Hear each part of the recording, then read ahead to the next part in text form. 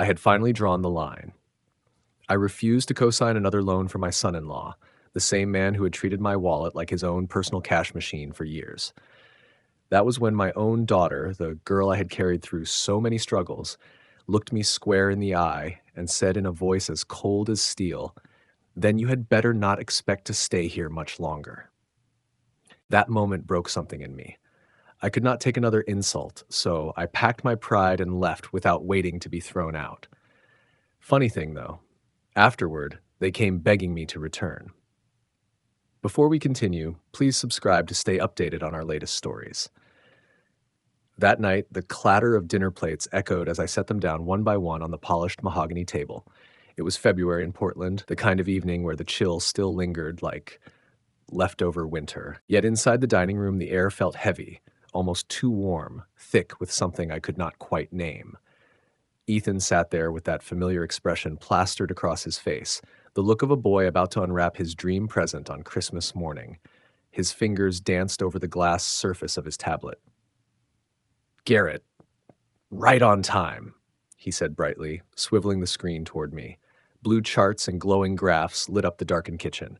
"I have been working on something extraordinary," he said, excitement dripping from every syllable. Miranda stopped mid-step, balancing a bowl of mashed potatoes in her hands. "Go ahead, honey, show him," she urged. I kept setting out the forks, my body moving on autopilot after 4 long years of living under their roof. From the corner of my eye, I caught sight of the photographs on the sideboard, snapshots of Miranda's wedding, the children's graduations, and countless Thanksgivings. 12 years of family milestones, but also 12 years of checks I had written, mortgages I had covered, and emergencies I had pulled them out of. "This is it, Garrett," Ethan declared, his voice swelling with that entrepreneur's swagger I had come to know too well. "My information technology startup." He tapped the screen with confidence. "The platform is ready. Beta testing is finished. All we need now is funding for servers and office space." He tilted the tablet again so I could see. Numbers leapt out at me. An initial investment of $160,000, projected returns, detailed market analysis. My chest tightened as though the figures themselves pressed down on me. "You have always been there for us," Ethan said, leaning closer. "But this time is different. This is not just a loan. This is an investment in our future, Miranda's future, the children's future." My hand froze, fork hovering over the final place setting. The words slipped out rougher than I intended. "Ethan." "I have been carrying this family financially for 12 years, I said, my voice unsteady. Miranda's head snapped toward me. "Dad, this could change everything for us," she argued. I shook my head. "I am tired of being treated like an ATM." The room went dead silent, heavier than a thunderclap. Miranda's bowl trembled. The light from Ethan's tablet dimmed to nothing. I watched color drain from my daughter's cheeks before rushing back in angry streaks. Her voice, when she finally spoke, cut sharper than any winter wind outside. "Then do not expect to stay here much longer."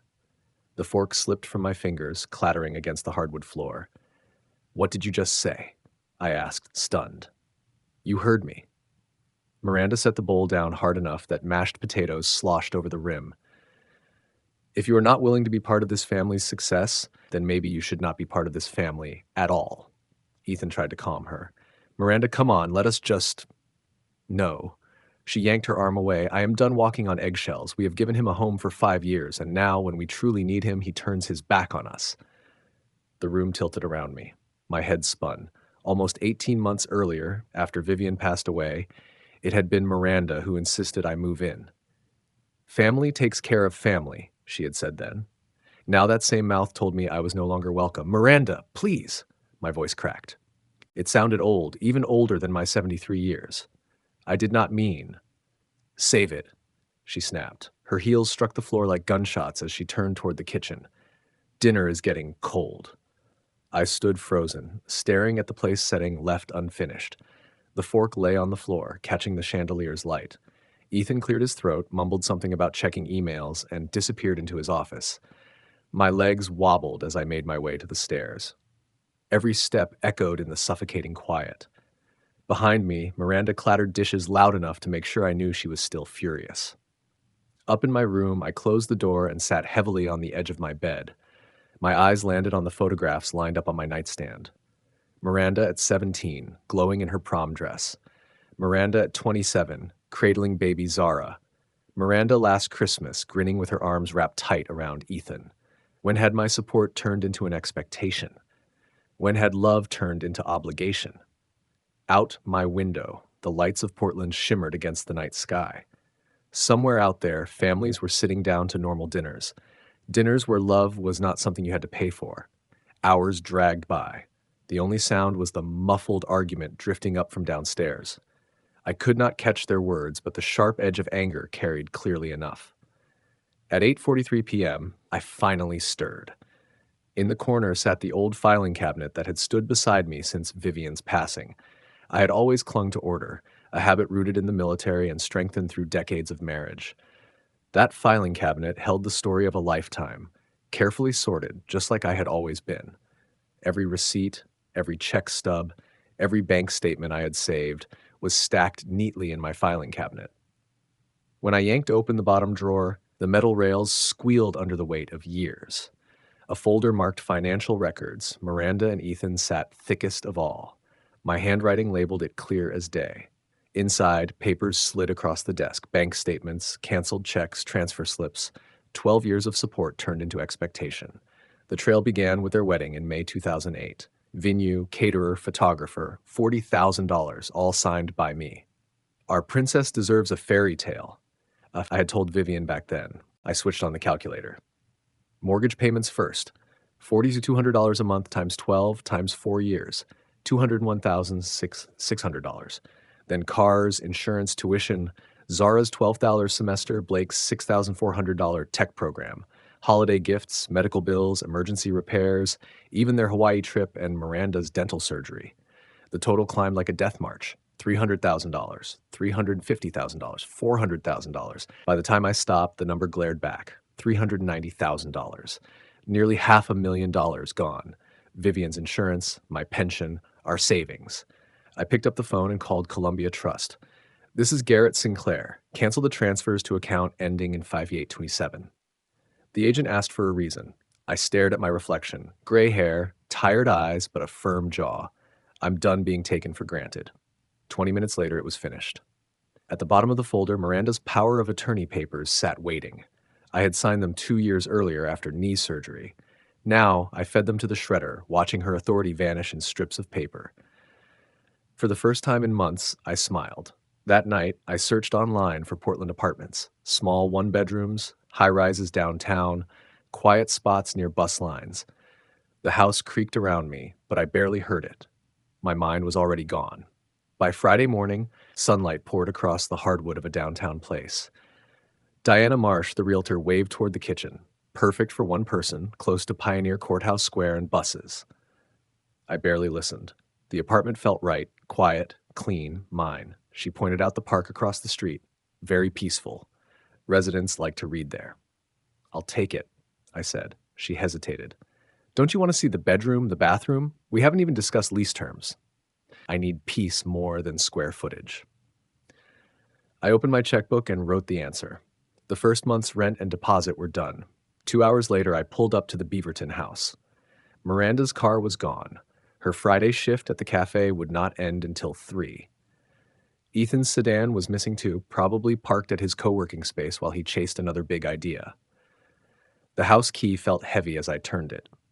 Walking through rooms I had called home for 5 years, I decided quickly. The wedding albums and my military medals came with me. The recliner Vivian gave me at 68 stayed behind. They had grown used to it. The piano had been Vivian's pride, but Miranda claimed it after the funeral, talking about how Zara might play it one day. Let her keep that dream. Summit Moving showed up at noon, 3 men and a truck that barely fit in the driveway. The crew leader, young and polite, asked, "Mr. Sinclair, 1-bedroom move, senior discount, correct?" I handed him my list. "Everything with blue tape goes. Leave the rest." "What about the piano? Beautiful piece," he asked. I watched them load my desk, my books, my memories. "Leave it. It belongs to someone else now." The hardest was Vivian's jewelry box. Miranda once told me I should keep it to pass on someday. Maybe I would. Maybe not. That would be my choice now. I left an envelope on the kitchen table. Inside, a short note.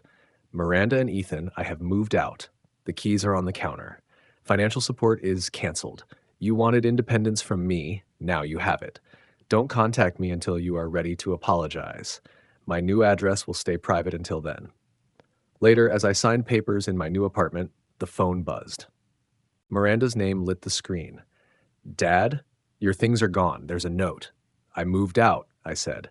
You can't just leave. This is your home. Ethan's voice cut in. Garrett, we can work this out. The startup, the investors. You told me not to expect to stay much longer, I said evenly. I took your advice. I was angry. I didn't mean it. Please, don't call again until you're ready to talk about respect. I powered off the phone.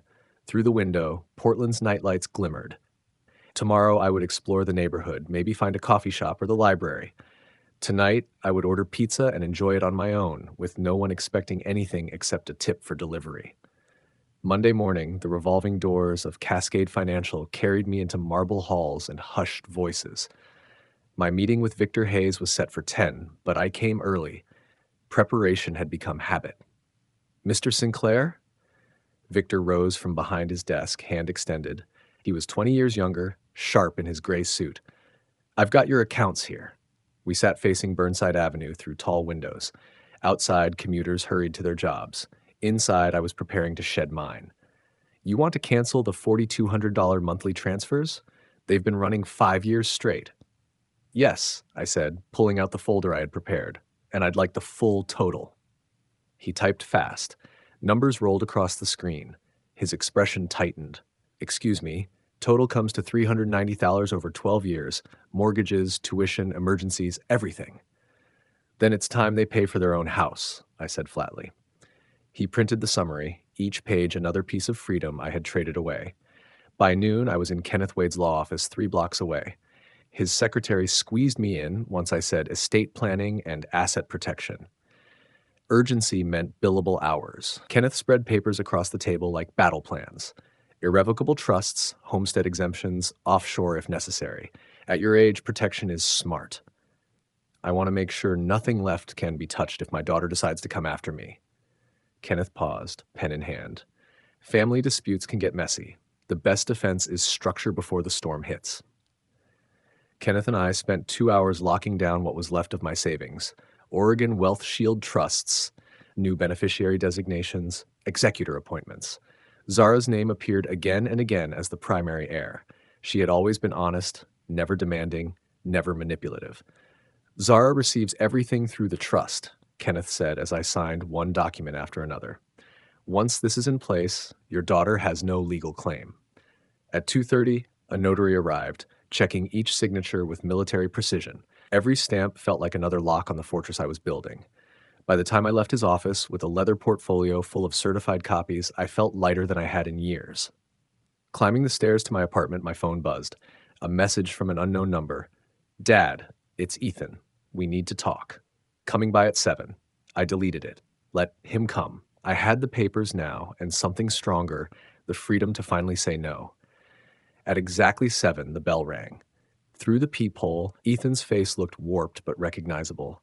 He held a bouquet of yellow roses like a cheap truce. Garrett, he said, stepping inside uninvited. He scanned my bare apartment with thinly veiled disappointment. Nice place. Very minimalist.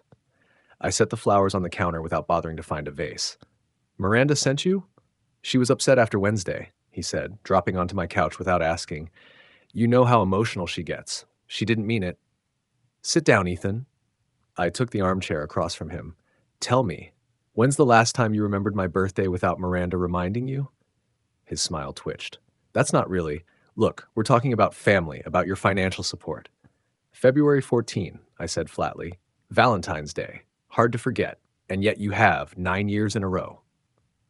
Garrett, that's different. This is about the future. I moved to the kitchen window. His BMW sat in a loading zone, hazards blinking. Last spring, during my knee replacement, I spent 3 days in recovery. Miranda visited once. You sent a card. Ethan bristled. What does that have to do with my business proposal?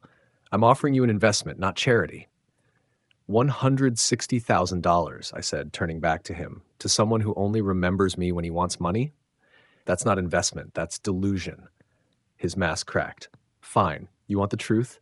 Miranda and I have been carrying this family for years. hosting dinners, keeping you busy after Vivian died. You owe us. My purpose now, I said evenly, is peace without you. He stood, pacing. You can't just abandon us. We have commitments, people depending on us. Find another ATM. His voice rose. You'll regret this. When you're sitting here alone while we succeed, I'm already alone. The difference is I chose it. Ethan snatched his jacket, fury spilling out of him. This isn't over, Garrett. Family doesn't vanish because you're having a senior moment.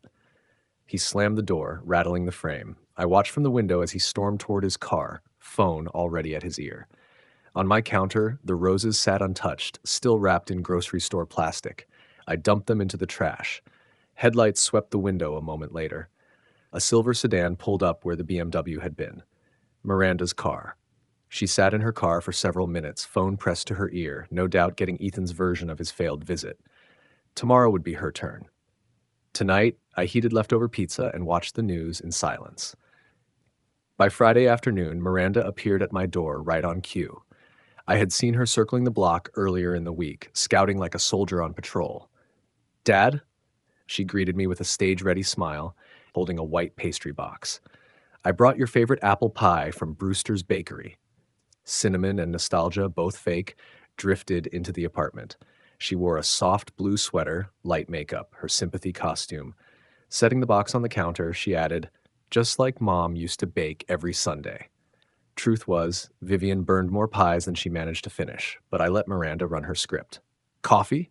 I asked. That would be lovely. We moved through the routine like actors, measuring grounds, filling the pot, setting out plates neither of us would touch. Miranda perched on my couch, purse placed for quick tissue access. I've been thinking about when you taught me to ride a bike, she said wistfully. You ran beside me 3 blocks even though your back was bad. You were always there. School plays, graduation, my wedding. Her eyes shined right on cue. The coffee finished brewing. I poured her cup, adding cream out of habit. Then I asked, when did you last visit me in the hospital after my surgery? Her act faltered. Dad, I was overwhelmed. The kids needed me. Ethan came once. You sent flowers. Zara drove up twice. Blake called daily. Her lower lip quivered. Are you punishing me for being human? For having responsibilities? I'm choosing independence over obligation. Real tears followed. We'll lose the house without your help. The kids will be homeless. Ethan's business could save us if you invest now. Or maybe it's time you find full-time work instead of part-time. Her crying cut off, replaced by anger. I work plenty, managing the house, supporting Ethan, raising kids. Zara's 19, Blake's 23. What kids are left to raise? You've become cruel, she snapped, pulling tissues from her purse. Mom would be heartbroken. This isn't the father who raised me. The father who raised you is tired of being your safety net. She stood, stiff with pride, leaving the pie on the counter like evidence of my coldness. Fine, but when you're alone, wondering why family never visits, remember this. She left without looking back. I opened the box. The pie was flawless. Golden crust, neat vents, polished like a display item. A store-bought gesture pretending to be love. 20 minutes later, my phone chimed. Grandpa, can I come Sunday? Mom and Dad are acting weird. Blake's message made me smile. Yes, bring your appetite. At least one family member wanted company, not money. Sunday, Blake arrived. He still had the spare key, but knocked anyway. A small courtesy that caught me off guard. Hey, Grandpa. He strolled in, glancing around with mild disappointment. Mom said you moved someplace tiny. 23, still dressing like a teenager, untied boots, sagging jeans, wrinkled flannel. He dropped onto my couch, sprawling across cushions I'd straightened that morning. Coffee? I asked, moving to the kitchen. Sure. The machine gurgled while I studied his reflection in the window. Same jawline as Miranda, restless like Ethan, but Vivian's eyes warm brown with gold specks. So, Grandpa, he said, tone casual but practiced. I need a favor. $2,400. My credit cards got out of hand. I poured 2 cups of coffee, adding cream to his the way Vivian always used to. I slid one across the table. So tell me, Blake, when are you planning to pay it back? You do not even have a job. I will find something soon, he said, sipping without meeting my eyes. Maybe something with cars. You know I am good with engines. Ralph Donovan's looking for a mechanic's assistant. I had been waiting for this. I reached into my wallet and pulled out the business card I had tucked there 2 weeks earlier for this very moment. $15 an hour, full benefits after 60 days. Blake's face twisted in that way I knew all too well, like a child bracing against vegetables at dinner. Grandpa, I do not want to work for some random guy. I just need quick cash to clear my debt. Then I will figure out the rest. And this debt? I asked. How did you rack it up? Just normal stuff, he muttered. Gas, food, clothes. Sometimes I helped out friends. Bars, video games, concert tickets? I pressed. His shoulders hunched, his whole body curling defensive. You have gotten cheap, he shot back. You always helped before. Remember when I needed money for technical school? I remember paying $6,400 for welding certification you never finished. That stung him. He jumped to his feet and paced to the window, back again, restless as a cornered dog. That was different. Other opportunities came up. Like what? Sleeping until noon? Playing online games until 3 in the morning? I leaned back in my chair. You do not understand how hard it is for my generation. Everything costs more, jobs pay nothing. This is for your benefit too. I held Ralph's card out toward him. Real skills, steady income, pride in what you do. Something solid. He slapped the card away. It fluttered to the floor, landing face up like an accusation. I do not need lectures about pride. I need $2,400. No. Just one word, but it landed heavy between us, final as a slammed door. Blake stared at me like I had grown another head, stunned that I could tell him no. Then his face hardened. Fine. Do not expect me to visit anymore. Do not expect me to care when you are old and lonely. I am already old, Blake, I said evenly, and I am starting to prefer lonely over used. He stormed out, slamming the door hard enough to rattle the neighbors' wind chimes. From the window, I watched him march down the sidewalk, phone pressed to his ear. No doubt Miranda was about to get the report of his failure. My own phone rang before he even reached the corner. Zara's name lit the screen. I held it for a second, wondering what crisis I was about to hear, then pressed accept. Grandpa? Her voice sounded worn down, too heavy for 20 years old. I am glad you answered. It is chaos at home. Mom's screaming that everything's your fault. I leaned back in my armchair watching Blake shrink to a dot on the street. And what does Ethan say about his miracle business plan? He sold his BMW yesterday, Zara said quietly. The bank is threatening to take the house if they miss another mortgage payment. Warm satisfaction spread through me like good whiskey. 12 years of automatic transfers, and they could not even last 2 weeks without me. Maybe it is time for them to finally grow up, Zara. Mom took extra shifts at the cafe. She is working 60 hours a week, coming home exhausted and angry. They are fighting constantly about money. By Wednesday morning, I was strolling through Laurelhurst Park. Miranda's calls buzzed against my pocket, unanswered. The March sun touched my face, warmer than it had felt in months. Or maybe it was just freedom that made the air feel different. My days had fallen into a steady rhythm I hadn't known in years. Coffee at 7, the newspaper until 8, a walk through the park by 9:30, no frantic phone calls ruining breakfast, no guilt trips during the afternoon, just peace. The homeless man who fed pigeons near the sculpture garden nodded as I passed. We had built an unspoken understanding, two men who had chosen solitude over the tangle of family drama. You look happier these days, he said, scattering crumbs to a crowd of birds. Learning to live for myself, I answered. Smart man. Family can bleed you dry, if you let them. Back at the apartment, my phone showed 14 messages, all from Miranda, each one more desperate than the last. Dad, please call. We can fix this. The bank wants $6,700 now or they'll foreclose. Ethan's trying for loans, but his credit's shot. I'm working double shifts. My feet are bleeding. The neighbors are whispering about us. You're destroying the family over money. Please, just this once, help us catch up. I deleted them all without a second thought, then checked my accounts online. Numbers looked good, shielded by the fortress Kenneth Wade had built. Miranda couldn't touch a cent. That evening, while I ate leftover soup in peace, the phone rang again. Zara, I answered. Grandpa, Mom collapsed at work. They say it was exhaustion. She's okay, but her voice cracked. Zara, your mother chose this road, I said evenly. I set fair boundaries. She answered with manipulation. Blake came by asking for money for rent, she went on. Mom tore into him for half an hour. Good. Maybe she's finally learning. Through the window, downtown Portland shimmered with light. Somewhere across the city, my daughter was wearing herself out, trying to maintain a lifestyle built on my bank account. My son-in-law was learning that charm couldn't pay mortgages. My grandson was meeting responsibility for the first time in his life. I should have felt guilty. Instead, I felt free. The evening rolled on undisturbed. News at 7, reading until 9, early bed without family voices in my ear. The apartment Miranda mocked as tiny felt just right for a man who had spent 5 years shrinking himself to fit everyone else's needs. At around 10, movement outside my window caught my attention. A small group had gathered at the entrance of my building. Ethan's silhouette was unmistakable, hands cutting through the air as he barked instructions. I stayed in the dark, counting heads. 5, maybe 6. More than just Miranda and Ethan this time. They moved with purpose, like they had rehearsed it. Ethan led the way, Miranda beside him, Blake dragging his feet behind. 2 older figures brought up the rear, Gerald and Patricia Novak, Ethan's parents. Zara trailed along, reluctant even from a distance. I'd only seen the Novaks a handful of times in 12 years.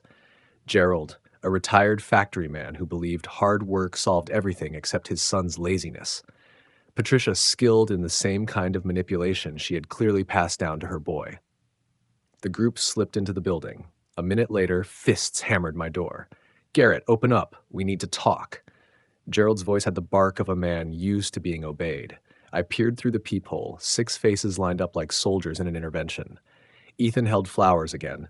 Miranda clutched tissues. Blake sulked at the back. The Novaks flanked them like backup singers in a very off-key song. "Garrett, you're destroying this family," Gerald barked again. "Ethan is a good man trying to build something." I opened the door but kept myself planted firmly in the threshold. "Your son used me like an ATM for 12 years. "Family duty," Patricia cut in, her voice sharp. "You should be helping young people get started." "I did," I said flatly. "What I really did was help build a pattern of dependency. I'm ending that now." The hallway felt too small with 6 adults pressing in. Ethan gestured toward my apartment. "Can we come inside? This is too important for the hallway." "No." Miranda stepped closer, mascara smudged, tears already in position. "Dad, I know you're upset, but this has gone too far. We could lose everything." "Then maybe you should have thought about that before telling me not to expect to stay much longer." "I was angry," she stammered. "I didn't mean—" "You meant it," I cut her off. "All of you meant it. I was convenient when you needed money, disposable when you didn't." Gerald's face reddened. "You're being selfish. At your age, you ought to be thinking about legacy, about passing something to the next generation." "My legacy," I said, voice steady, "is teaching responsibility, not enabling failure." From the back, Blake finally piped up. "Grandpa, you're being mean. You never used to be like this." "Leave Grandpa alone," Zara cut in sharply. "You never cared about him." Her words hit the group like a slap. She raised her voice over theirs, strong and clear. "When did any of you visit him in the hospital? When did you ever remember his birthday without someone reminding you?" Patricia turned on her with that sugary cruelty I'd seen before. "Young lady, adults are talking. You don't understand the complexities. I understand you're bullying an old man because he won't hand you money anymore." Zara shot back. The hallway exploded with noise. Ethan demanded respect for his parents. Miranda sobbed about losing the house. Gerald thundered about family duty. Patricia whined about ungrateful children. Blake muttered about fairness.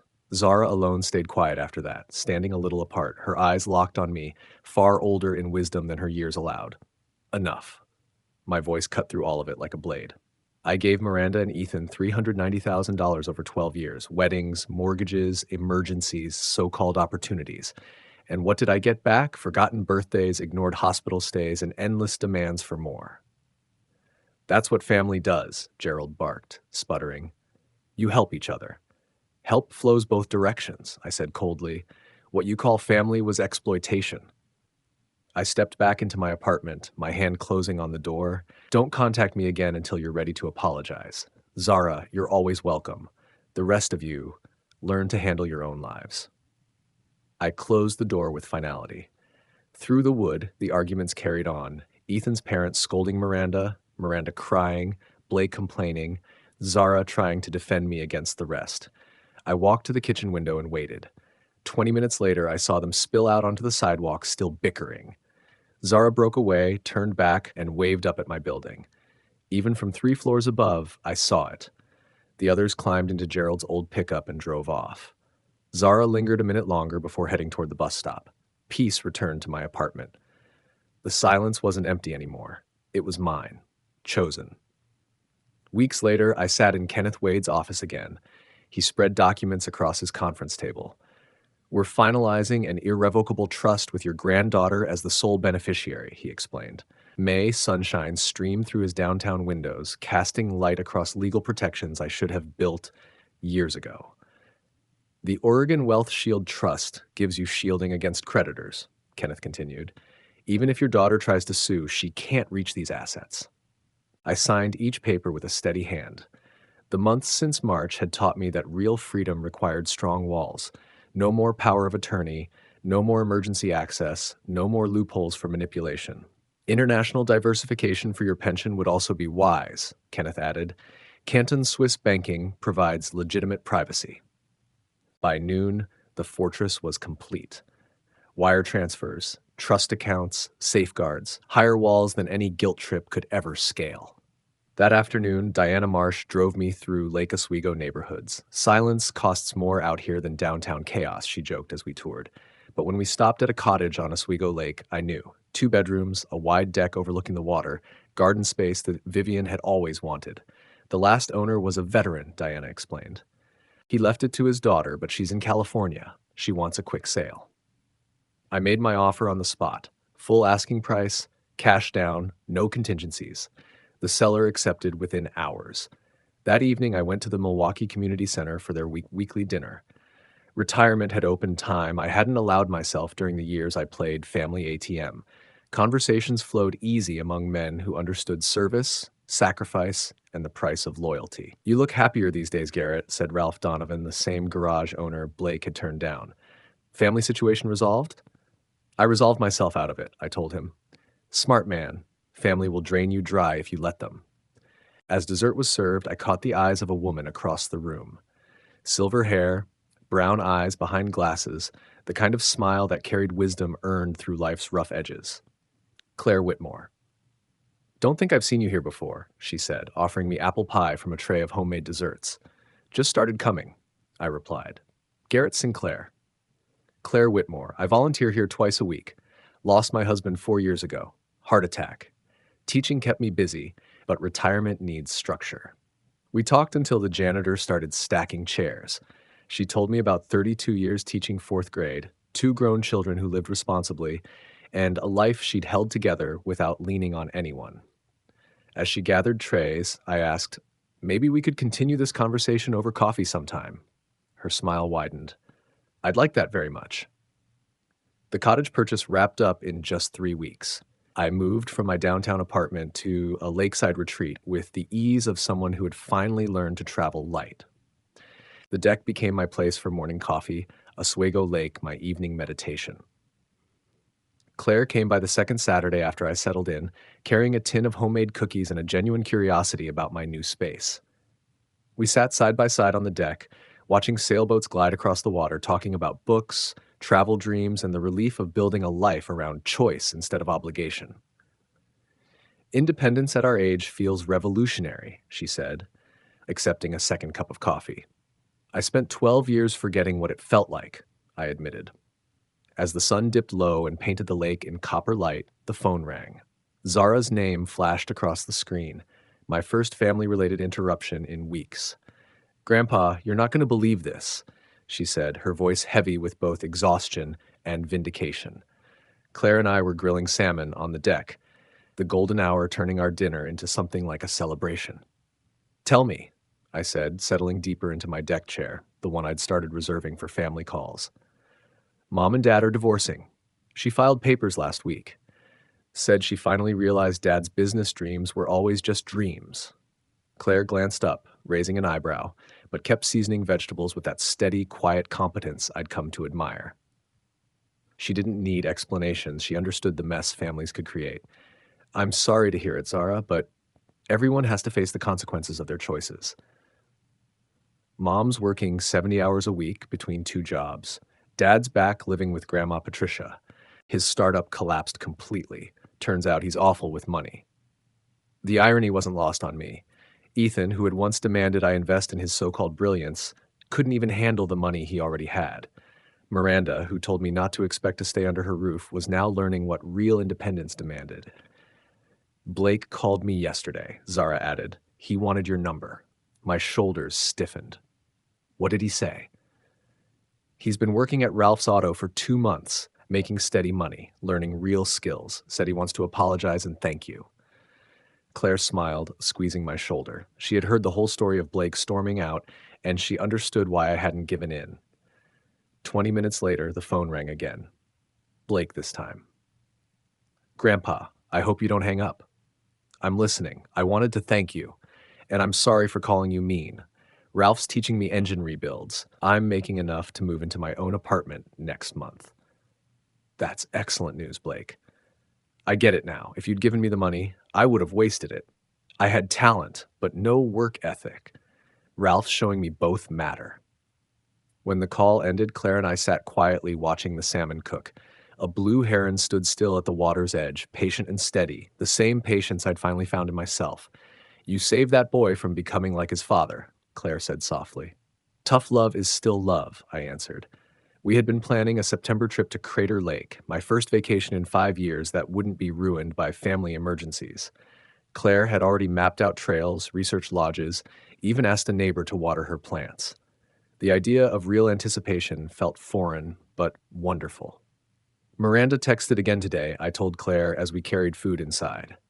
She wants to talk. Are you ready for that conversation? She asked. I'm ready to keep my boundaries, no matter what she says. Claire's kitchen skills blended easily with my grilling. We'd fallen into routines that felt natural, never forced. She kept her own home just a few miles away, but stayed often, bringing groceries, cooking meals, sharing the kind of companionship that adds to solitude instead of smothering it. On Thursdays, we went to the Milwaukee Community Center together. Claire's teaching background helped her connect with the younger vets, while my years of service gave me perspective they listened to. One evening, as we washed dishes after dinner, she said, I never thought I'd find companionship again at my age.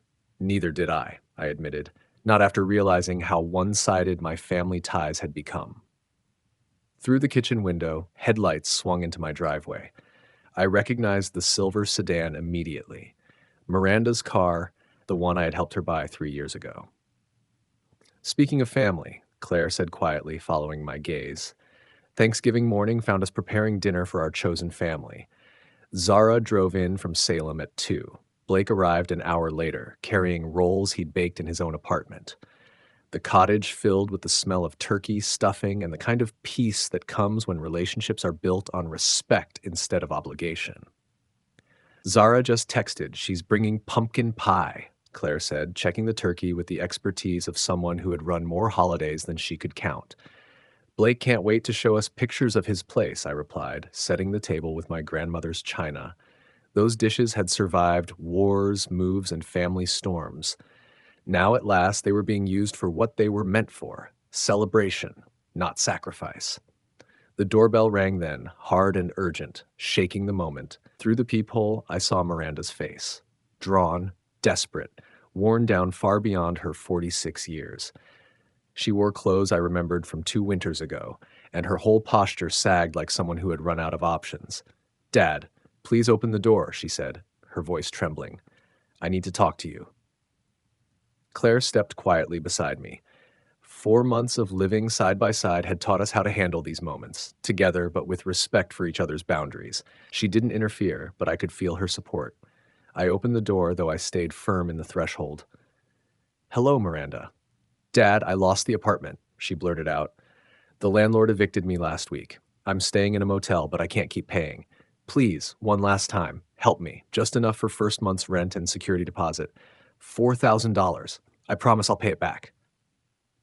Her voice carried a rawness I had never heard from her before. The sound of someone realizing that pride can't pay rent and manipulation doesn't buy stability. I'm sorry for your situation, Miranda, I said evenly, but help without responsibility won't save you. She pushed past me, walking into the cottage living room. Her eyes roamed over the furniture, the wide windows, the lake view, every sign of the security she once took for granted. This is what you chose over your own daughter? A nice house while I'm homeless? I chose self-respect, I told her, over feeding destructive patterns. Claire stepped forward, calm but firm. Miranda, your father has been helping for 12 years. Maybe it's time you helped yourself. Who are you to judge our family? Miranda snapped, her voice rising in the same tone that used to cow me into silence. I'm someone who had to learn independence after my husband died. It's Skirter, Claire replied steadily. And your father is teaching you the same lesson. Dad, this is cruel, Miranda cried. Mom would never approve of you treating me this way. The mention of Vivian hit me like a punch, but I'd prepared for it. Your mother would want you to be strong, to stand on your own 2 feet. She would be brokenhearted to see what dependency has done to you. At that, Miranda crumpled into tears. This time they were real. I don't know how to do this alone. I've never had to. You're 46 years old, I said gently but firmly. It's time to learn. She left soon after. Out in the driveway, she passed Zara, who had just arrived with pumpkin pie in her hands. They barely acknowledged each other. Zara stepped inside wearing the look of someone who had seen enough drama to know it by heart. Mom asked me to convince you to help her, she said, setting the pie on the counter. And what did you tell her? I asked. That you've already done more than enough, and maybe losing everything is the only way she'll learn what working people already know. An hour later, Blake arrived carrying warm rolls and photos of his 1-bedroom apartment. His face carried a kind of satisfaction I'd never seen in him before, the pride of earning, of standing on his own. Grandpa, I saw Mom leaving as I drove up, he said. She looked upset. Your mother is finally learning hard lessons about responsibility, I told him. Good, Claire said firmly. Real love sometimes means letting people face the consequences. We gathered around the table, me, Claire, Zara, and Blake. 4 people who had chosen to build relationships on mutual respect instead of financial transactions. The turkey came out golden and perfect. Conversation flowed easy. Gratitude filled the air, real and unforced. My phone rang during dessert. Miranda's name lit the screen. I looked at it, then at the 3 faces around my table. People who valued me for being here, not for what I could provide. People who gave as much as they received. I turned the phone off and set it aside. More pie, anyone? Outside the windows, Oswego Lake caught the last of the sunset, perfectly still. Inside, I sat surrounded by my chosen family, a family built on respect, independence, and love that lifted rather than drained. The silence around us wasn't empty anymore. It was complete. To hear the next story, click the box on the left. And as always, thank you for watching.